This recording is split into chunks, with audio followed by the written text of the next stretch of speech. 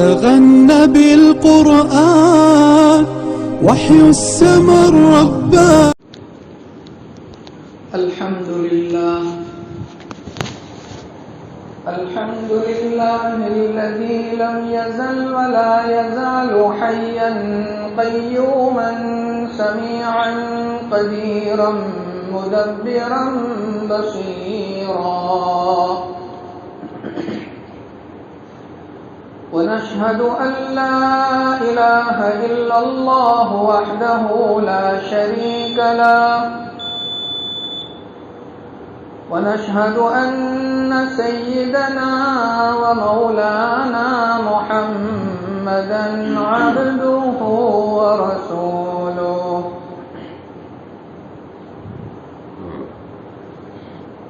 أما بعد فأعوذ بالله من الشيطان الرجيم. بسم الله الرحمن الرحيم.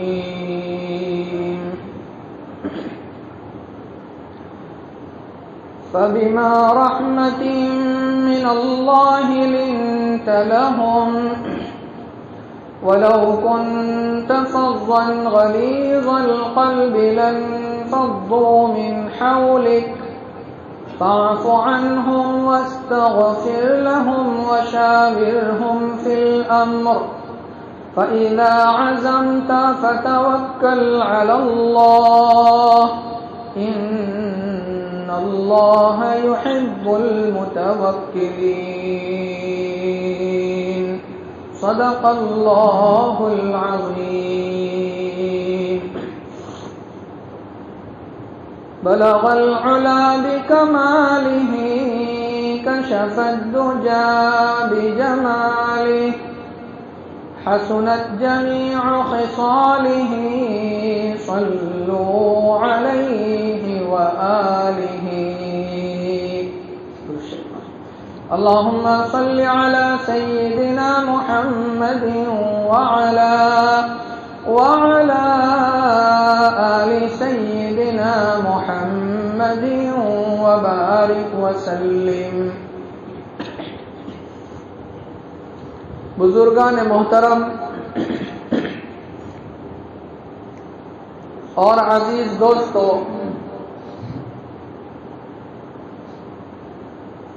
حق تعالی شانہ نے جہاں انسان کو بہت سے کمالات سے نوازا ہے،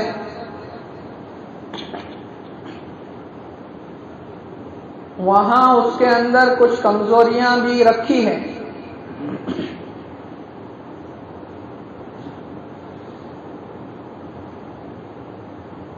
علم کے اعتبار سے دیکھا جائے تو قرآن کہتا ہے وَمَا أُوتِيتُم مِّنَ الْعِلْمِ إِلَّا قَلِيلًا، تمہیں بہت تھوڑا علم دیا گیا ہے.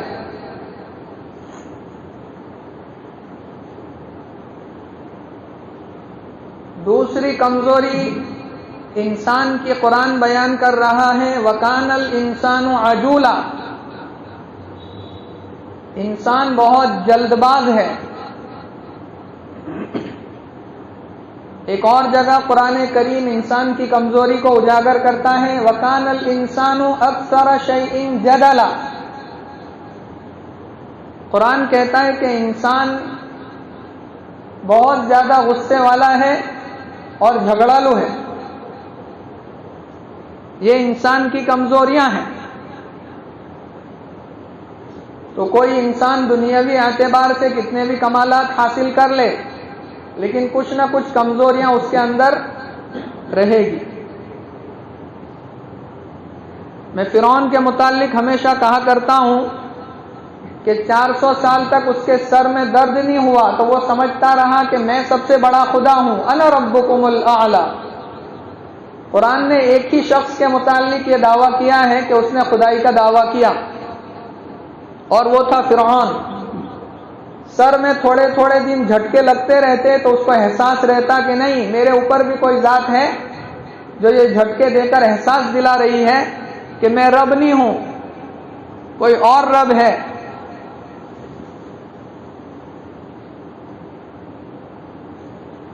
تو ہر انسان کے اندر کچھ نہ کچھ کمزوریاں اللہ نے رکھی ہیں، اور ہر انسان کو ایک دوسرے کا محتاج بنایا، ایک دوسرے کا ضرورت مند بنایا۔ کوئی دنیا میں یہ دعویٰ نہیں کر سکتا کہ مجھے کسی کی کوئی ضرورت نہیں۔ گھر کے اندر ایک ٹائلز اگر بدلنا ہو آپ کو تو آپ نہیں بدل سکتے، اس کا کاریگر بلانا پڑے گا۔ آپ کا اے سی خراب ہو گیا تو آپ نہیں بنا سکتے، کاریگر بلانا پڑے گا۔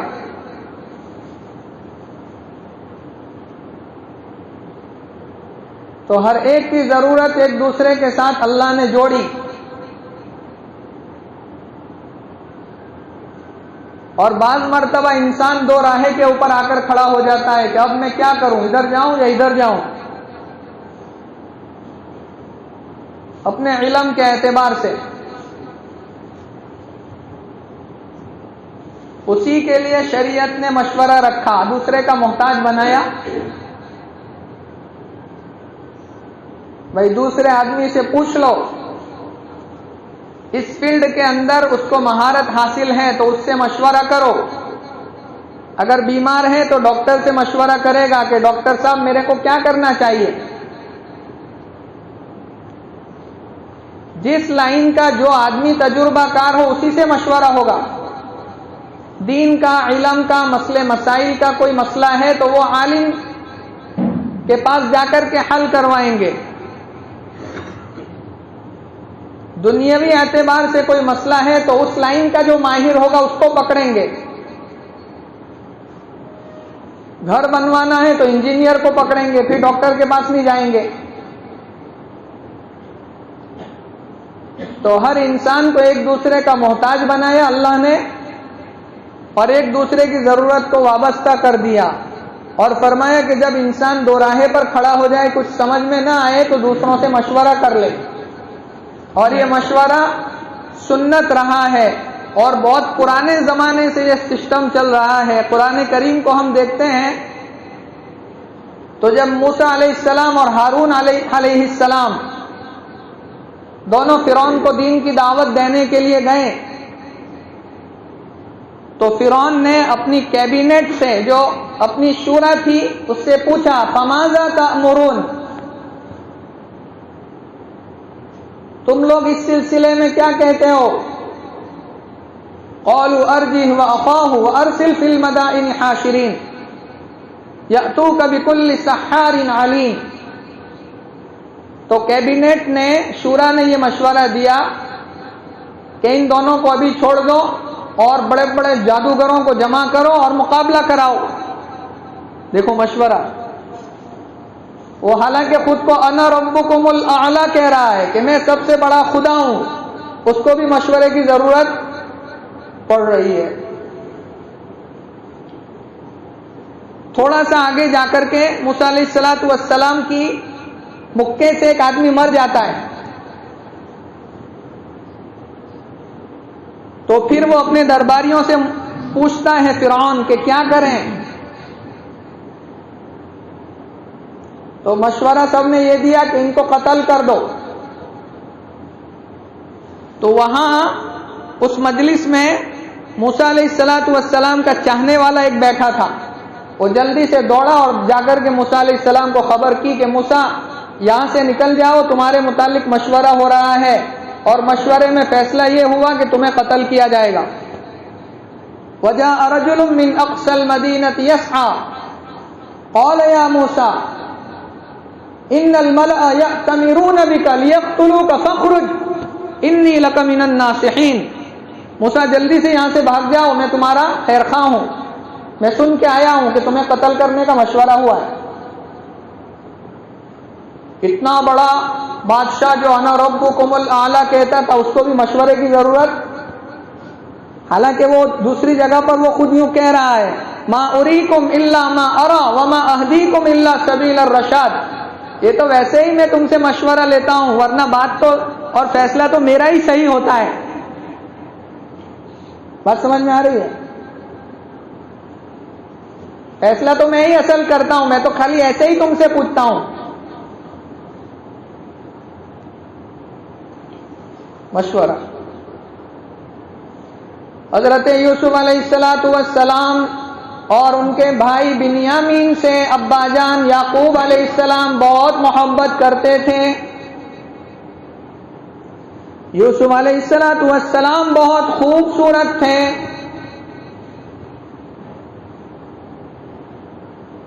لیکن خالی خوبصورتی فتنے پیدا کرتی ہے، اندرونی کمالات بھی تھے یوسف علیہ السلام کے، جو ابا جان کی نظریں اس کو پہچانتی تھی. یوسف علیہ السلام اور بنیامین دونوں بھائی تھے، دونوں سے بہت محبت کرتے تھے. تو دوسرے بھائیوں کو حسد ہو گیا کہ یہ تو ان کو زیادہ چاہتے ہیں اور ہمیں نہیں چاہتے.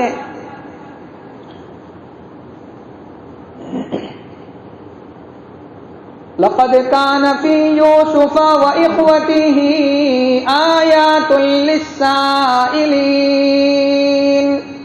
إذ قالوا ليوسف وأخوه أحب إلى أبينا منا ونحن عصبة إن أبانا لفي ضلال مبين.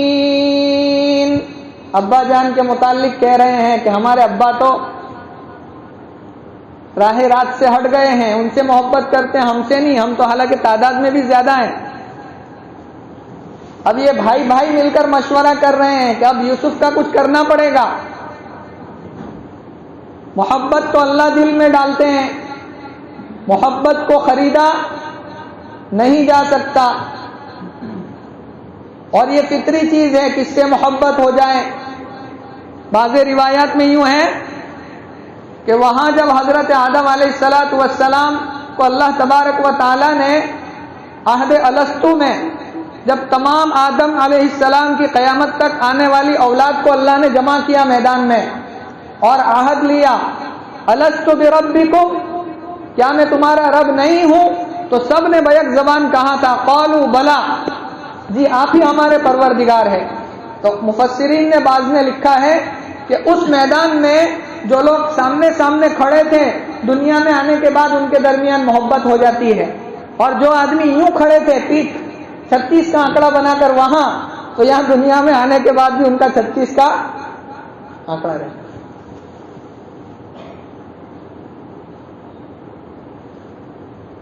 بھائی مشورہ کر رہے ہیں کہ یوسف کو راستے سے ہٹاؤ تاکہ ابا جان کی محبت کا فوکس ہمارے اوپر ہو جائے. بھائی کیا مشورہ دیتے ہو؟ ایک نے کہا اقتلوا یوسف، یوسف کو قتل کر دو، بات نہ رہے بانس نہ بجے بانس.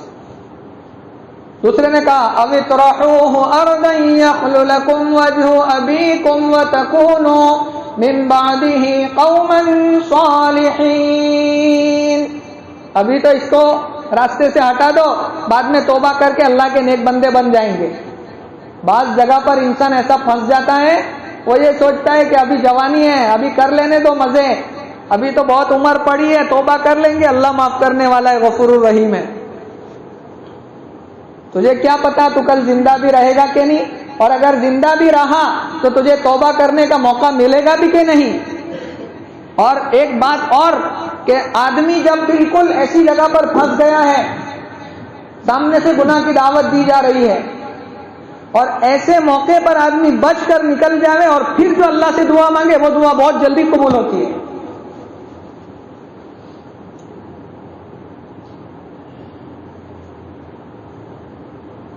ایک نے کہا قال قائل منهم لا تقتلوا يوسف والقوه في غيابة الجب يلتقطه بعض السيارة ان كنتم فاعلين. مفسرین فرماتے ہیں یہ جو مشورہ دیا نا، اس کا نام تھا یہودا. اس نے اتنا اچھا مشورہ دیا کہ اس کے مشورے کی وجہ سے اللہ نے اس کے نام کو مشہور کر دیا، اور یہ یہودی قوم جو ہائی لائٹ ہوئی یہ اسی کی وجہ سے. اس نے اچھا مشورہ دیا تھا. ایک نے کہا قتل کر دو، دوسرے نے کہا کہ اس کو کہیں جنگل میں پھینک کر کے آؤ. تو یہ یہودا نے یوں کہا نہیں قتل مت کرنا، میری رائے تو یہ ہے کہ کسی کنویں میں ڈال دو، آتے جاتے جو مسافر ہوتے ہیں وہ اٹھا کر کے لے جائیں گے، ہیں اور ہم سے دور ہو جائے گا تو اس کی بھی جان بچ جائے گی اور ہمارا بھی چھٹکارا ہو جائے گا. اس کو کہیں دور روانہ کر دو, کسی ایسی جگہ پھینک دو کہ چلتے مسافر اٹھا کر کے لے جائیں ہم سے دور. اور اسی مشورے پر عمل ہوا, لے جا کر کنویں میں ڈال دیا اور مسافر لے گئے کہاں؟ مصر کے بازار میں. تو یہ مشورہ میں آپ کو سمجھا رہا ہوں. اور مشورے دو طرح کے ہوتے ہیں, ایک مشورہ خیر کے لیے ہوتا ہے اور ایک شر کے لیے بھی. فرعون کے مشورے شر کے لیے, نبی کو تکلیف پہنچانے کے لیے, دین کی رکاوٹ کے لیے فرعون کے مشورے. اور یہاں بھائیوں کا جو مشورہ ہے وہ بھی بھائی کو دور کرنے کے لیے, ابا کی محبت سے کاٹنے کے لیے, شر کا مشورہ. ایک اور مشورے کا تذکرہ قرآن میں ملتا ہے. قالت یا ایھا الملأ افتونی فی امری ما كنت قاطعة امرا حتى تشهدون. جب حضرت سلیمان علیہ السلام کا خط بلقیس کے پاس پہنچا تو بلقیس نے اپنی میٹنگ بلائی اور میٹنگ بلا کر کے یوں کہا کہ یہ خط آیا ہے سلیمان کا اور وہ یوں کہتا ہے کہ میں نبی ہوں اور بادشاہ بھی ہوں, تو کیا کرنا چاہیے؟ مقابلہ کرنا چاہیے, مشورہ دو. قالت یا ایھا الملأ, اس لیے مشورہ جس سے لیا جا رہا ہے اس کے اندر بھی مشورے کی صلاحیت ہونا چاہیے. ہر ایرے غیرے سے مشورہ نہیں لیتے پھریں گے. اور مشورہ دینے والے کو بھی پابند کیا کہ المستشار مؤتمن, کہ جو مشورہ دے رہا ہے وہ بھی امانت دار ہے.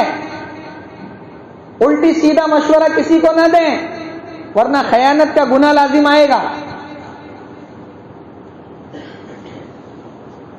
اب جس سے مشورہ لیا جا رہا ہے اس کے اندر کیا کمالات ہونا چاہیے؟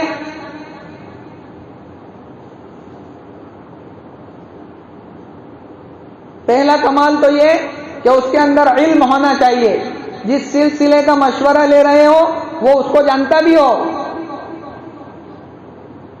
دوسرا تجربہ کار ہونا چاہیے. تیسرا دیندار ہونا چاہیے. علم کتنا بھی ہو لیکن دیندار نہیں ہے تو الٹا مشورہ دے گا.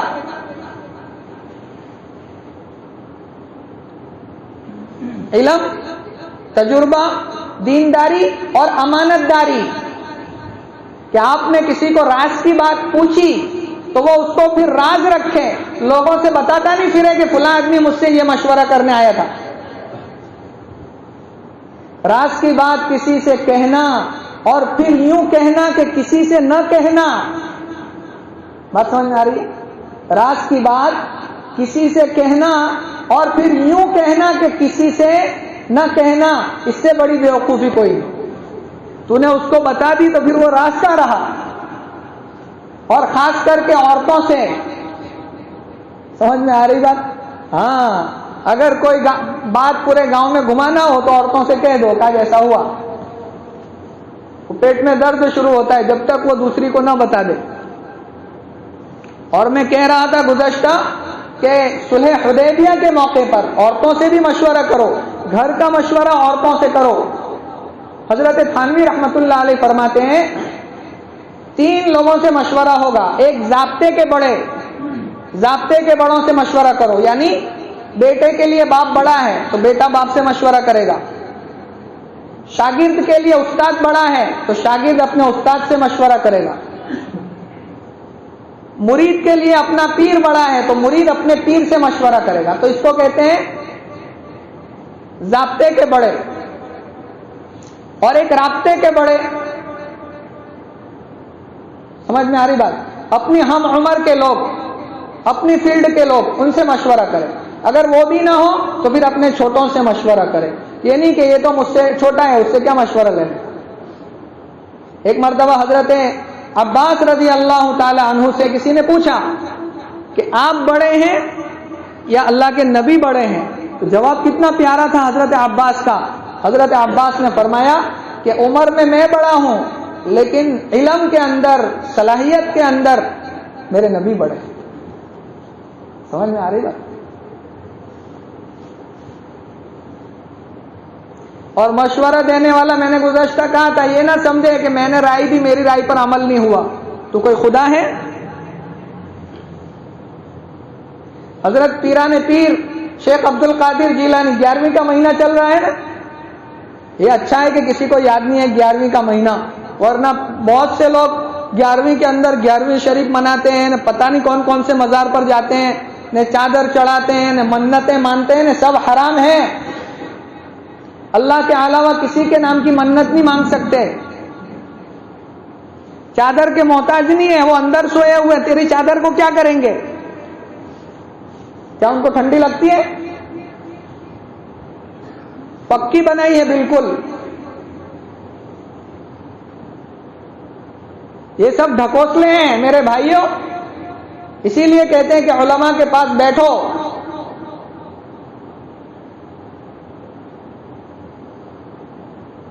اپنے من سے جو آیا جو سنا بس وہ کر ڈالو، نہیں۔ پیران پیر رحمت اللہ علیہ کے یہاں ایک آدمی خانقاہ میں رہا کئی سال، پھر حضرت نے اس کو خلافت دی کہ اب تو اس قابل ہو گیا ہے کہ جا کر لوگوں کی اصلاح کرے تو تو جا سکتا ہے، میں تجھے خلافت دیتا ہوں۔ تو جاتے جاتے اس مرید نے کہا کہ حضرت کوئی مشورہ، آخری مشورہ جاتے وقت، تو حضرت نے فرمایا کہ خدا مت بننا اور نبی بننے کی کوشش مت کرنا۔ اللہ والوں کے الفاظ بھی بڑے عجیب ہوتے ہیں۔ فرمایا کہ خدا مت بننا اور نبی بننے کی کوشش مت کرنا۔ کہا حضرت آپ کیا بات فرماتے ہیں؟ میں آپ کے پاس رہا ہوں، آپ کی شخصیت اتنی بڑی، آپ کا تربیت یافتہ ہوں، کیا میں خدائی کا دعویٰ بھی کر سکتا ہوں اور نبی کا دعویٰ بھی میں کر سکتا ہوں؟ کہا تو میری بات کو سمجھا ہی نہیں۔ بعض مرتبہ مول صاحب کی بات کو لے جا کر باہر بیان کر دیتے ہیں کہ مول صاحب MKU، لیکن وہ کس سندرب میں کہا، کس واقعے کے تحت کہا، کس مقصد کے لیے کہا، وہ سب چھوڑ دیتا ہے۔ حضرت نے کہا تو میری بات ہی نہیں سمجھا۔ کہا حضرت آپ ہی سمجھا دیں۔ کہا خدا بننے کا مطلب یہ ہے کہ باہر جا کر کے یوں مت بن جانا کہ میں کہوں وہی صحیح، میرا کیا ہوا ہی صحیح، باقی سب غلط۔ یہ اللہ کی ذات ہے کہ جو چاہتا ہے وہ کون کر سکتا ہے؟ یہ جا کر کے دعویٰ مت کرنا باہر جا کر کہ میں جو چاہوں وہ کروں، اللہ کے سوا ایسا کوئی کر نہیں سکتا۔ تو اگر تو باہر جا کر یوں کہے گا کہ میں جو چاہوں وہی ہونا چاہیے تو در پردہ گویا تو نے خدائی کا دعویٰ کیا۔ سمجھ میں آ رہی بات؟ اس لیے کہتا ہوں کہ خدا مت بننا یعنی ایسا مت بن جانا کہ بس میں چاہوں وہی ہو۔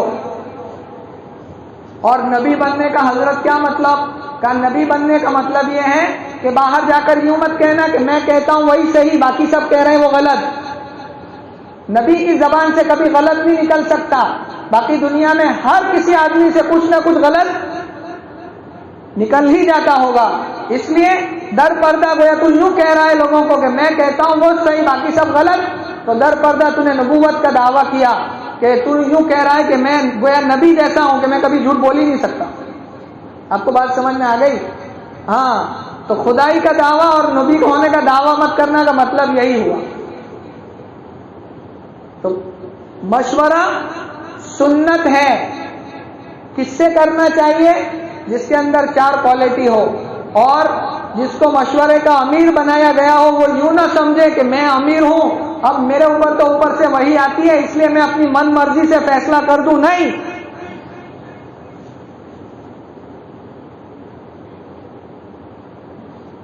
اہل رائے کی رائے، مشاورت اہل الرائے واتباعہم۔ حضرت علی رضی اللہ تعالی عنہ سے پوچھا گیا کہ یہ جو قرآن کہہ رہا ہے وَشَاوِرْهُمْ فِي الْأَمْرِ فَإِذَا عَزَمْتَ فَتَوَكَّلْ عَلَى اللَّهِ، تو یہ عزم کا کیا مطلب ہے؟ تو حضرت علی رضی اللہ تعالی عنہ نے فرمایا کہ اہل رائے، تجربہ کار جو ہے اس لائن میں، علم والے جو ہیں، ان سے مشورہ کرو اور پھر ان کا اتباع کرو، ان کی بات کے مطابق فیصلہ کرو۔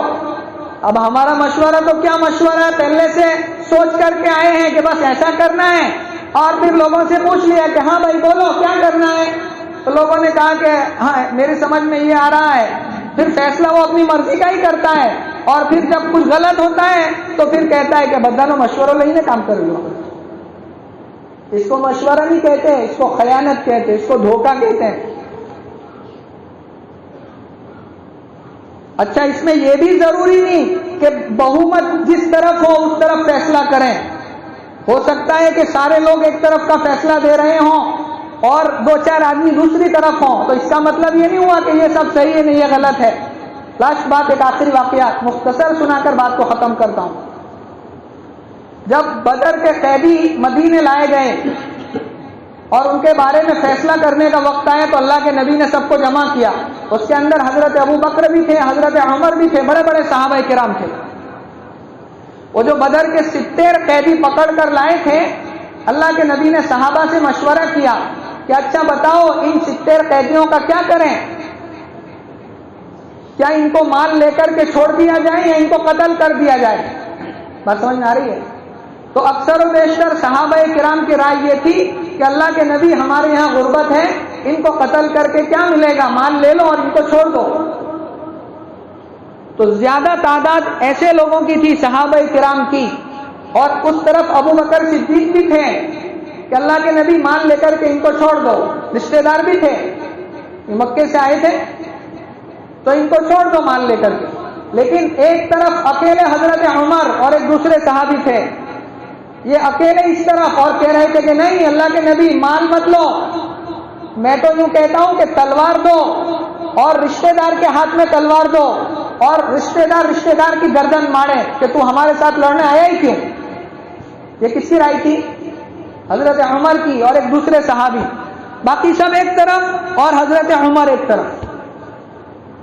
بات سمجھ میں آ رہی ہے؟ اور دیکھو قرآن کا فیصلہ جو تھا وہ حضرت، اس کا یوں الٹا نہیں بولیں گے کہ بھائی عمر کی رائے کے مطابق قرآن اترا. نہیں، قرآن میں ایسا ہی تھا جیسا فیصلہ حضرت اللہ کا فیصلہ ویسا ہی منظور تھا پہلے سے جیسا حضرت عمر نے رائے دی. حضرت عمر کی رائے قرآن کے مطابق نکلی اور یہی فیصلہ صحیح تھا کہ سب کو قتل کر دیا جائے، پیسے لے کر کے چھوڑا نہ جائے. تو اس کا مطلب یہ نہیں ہے، اس وقت صحابہ نے کہا بھی کہ عمر تو بہت کڑک ہیں تو ان کا فیصلہ مشورہ ایسا ہی ہوگا، اس لیے آپ ان کے اوپر فیصلہ. تو اللہ کے نبی کی رائے بھی اس طرف تھی. پھر جب قرآن میں اللہ نے فیصلہ اتارا اور وہ حضرت عمر کی رائے بالکل ویسی ہی تھی جیسا قرآن میں تھا، تو اللہ کے نبی صلی اللہ علیہ وسلم نے فرمایا کہ آج اگر حضرت عمر نہیں ہوتے تو ہم سب ہلاک ہو جاتے. یہ کتنی دیانت داری کے ساتھ حضرت عمر نے فیصلہ دیا تھا. یہ نہیں سوچا کہ سب ایک طرف ہے، اب میں فیصلہ دوں گا تو لوگ مجھ پر ہنسیں گے، کیوں مانس سے آپ کو گام ایک طرف میں آئے ایک طرف. نہیں، کوئی دینداری کا فیصلہ ہو رہا ہے، کوئی اچھا فیصلہ ہو رہا ہے تو آپ امانت داری کے ساتھ اللہ نے آپ کے دل میں جو ڈالا، خیانت نہ کرتے ہوئے، علم کی روشنی میں قوم کا فائدہ سوچتے ہوئے آپ کے دل میں جو آیا وہ آپ نے رائے رکھ دی. پھر اس کے بعد جو فیصلہ ہو، اس کے بعد کہا کہ اس طریقے سے فیصلہ کر کے پھر اللہ تعالیٰ کے اوپر بھروسہ کرو. اگر اچھا ہوا تو بھی اللہ کی طرف سے، اور مشورے کے بعد کچھ اگر ہمارے چاہت کے مطابق نہ ہوا تو بھی پھر اللہ کی طرف سے. یہ ہے مشورہ. اور ایک دوسرا راستہ بھی ہے جس کو کہتے ہیں استخارہ. استخارہ کے لیے 2 منٹ لے لوں. استخارہ کے اندر لوگ یوں کہتے ہیں کہ مول صاحب ہمارا طرف سے ذرا مشورہ استخارہ کرو. بھائی دیکھو کام کس کا ہے؟ بھائی شادی مجھے کرنی ہے، جس نوجوان کو شادی کرنی ہے، اور مشورہ کس سے کروا رہا ہے؟ مول صاحب سے کروا رہا ہے. جس کا کام ہوگا اس کو فکر زیادہ ہوگی نا کہ بھائی میں شادی کرنے والا ہوں تو میں لڑکی دیکھنے جاتا ہوں یا جو بھی مجھے کرنا ہے تو مجھے زیادہ فکر ہوگی کہ نہیں. تو میں جو آتا ہے استخارہ کروانے کے لیے میں اس سے یہی کہتا ہوں کہ تیرا کام ہے تو تجھے فکر زیادہ ہوگی اور مجھے کم ہوگی، میں کتنی بھی کوشش کروں. اور استخارے کو لوگ سمجھتے ہیں کہ بہت بھاری کام ہے. کوئی بھاری کام نہیں ہے، استخارہ بہت آسان ہے، سنت عمل ہے. اور اس کے اندر بھی بہت سی ملاوٹ ہم نے کر دی کہ رات کو سونے کے بعد کوئی لیلا کپڑا نظر آوے اور وائٹ کپڑا نظر آوے تو اچھا ہے، لال کپڑا نظر آوے تو برا ہے. ایسا کچھ بھی نہیں ہوتا. سمجھ میں آ رہی بات؟ اور خواب کے اندر بتا دیا جاتا ہے کہ یہ کام کر یہ مت کر، ایسا کچھ بتایا بھی نہیں جاتا. استخارہ کا مطلب کیا ہے؟ اور یہ بھی ضروری نہیں کہ رات کو آپ جو ہے تو 2 رکعت پڑھ کر کے یہ سو تبھی رات کو خواب میں بتایا جائے، یہ بھی ضروری نہیں. مشورہ استخارہ اتنا آسان کر دیا کہ آدمی بیٹھے بیٹھے 2 سیکنڈ میں کر سکتا ہے. یہ دعا پڑھ لے، اللہم اخر لی واختر لی، اے اللہ میرے لیے خیر مقدر فرما اور اسی کے مطابق مجھے جما دے. مفتی شفیع صاحب رحمۃ اللہ علیہ، مفتی تقی صاحب لکھتے ہیں کہ بعض مرتبہ ایمرجنسی میں ضرورت پڑ جاتی کہ حضرت برائے مشورہ دو کیا کرنا ہے، تو 1 منٹ کے لیے حضرت یوں سر جھکا لیتے اور یہ دعا پڑھ لیتے کہ اللہ تو میرے دل میں صحیح بات ڈال دے، یہ بندہ مجھے پوچھنے آیا ہے میں کیا جواب دوں، تو اللہ دل میں جو بات ڈال دیتے تو پھر اس کو بتا دیتے کہ بھائی میرے دل میں تو یہ آ رہا ہے۔ لیکن بہتر طریقہ بتلایا کہ عشاء کے بعد 2 رکعت پڑھے اور 2 رکعت نفل پڑھ کر ایک دعا ہے وہ دعا پڑھیں، اور دعا پڑھنے کے بعد آپ سو جائیں، اور سو جانے کے بعد پھر صبح میں آپ کا دل کس طرف زیادہ جا رہا ہے، دل کا رجحان سمجھ میں آ رہی بات، کس طرف زیادہ جا رہا ہے، بسم اللہ بول کر کے وہ کام کر لو، یہ استخارہ کا مطلب ہو۔ بات سمجھ میں آ گئی؟ اللہ تعالی ہم تمام کو عمل کرنے کی توفیق عطا فرمائے، آمین وآخر دعوانا۔